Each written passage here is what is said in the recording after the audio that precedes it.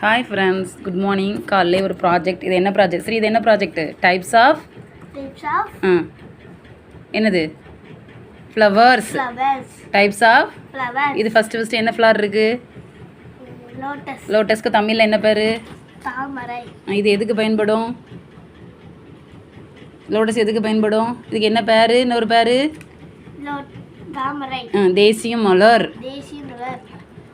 இது என்ன சொல்லுவோம்? தேசிய மலர். அடுத்து போய் என்ன போகுது? சன்ஃப்ளவர். தமிழ்ல சூரியகாந்தி. இது எதுக்கு பயன்படும்?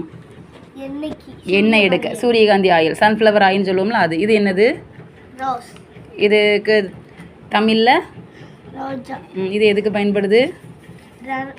செண்டுக்கு. செண்டு, ஸ்ப்ரேக்கெலாம், பெர்ஃப்யூம்க்கெல்லாம். இது என்ன ஃப்ளவர்? ஹைபிஸ்கஸ்.